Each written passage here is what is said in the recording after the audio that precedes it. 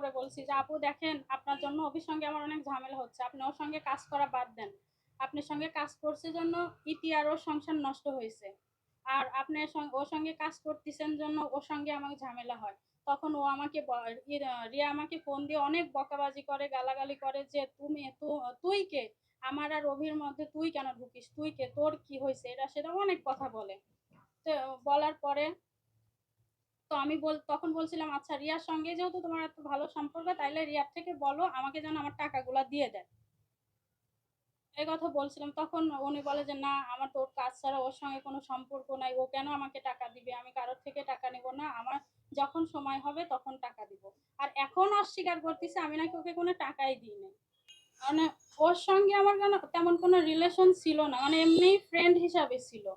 কিন্তু ও বলছিল আমাকে এইগুলা যে ও অনেক বিপদে পড়ছে যখন ইতির সঙ্গে ওর ডিভোর্স হয়ে যায়, আলম ভাইয়ের সঙ্গে ওনার অনেক ঝামেলা হচ্ছিল।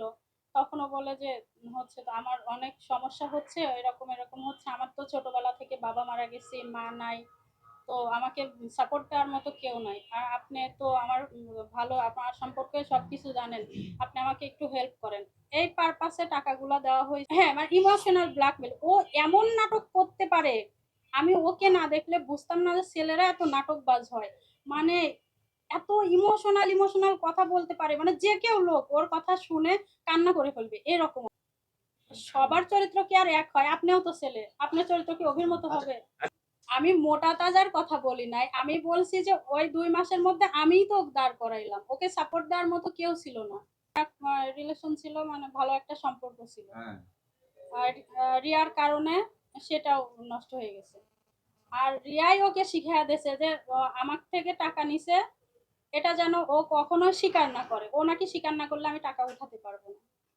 আমি তো জানতামই না যে ইতিওর ওয়াইফ, আমি জানতাম ইতিওর ডান্স পার্টনার, আমি এটুকুই জানতাম। পরে যখন ইতিহার আলম ভাই একটা সংবাদ সম্মেলন করে না, তখন জানলাম যে ইতিওর ওয়াইফ।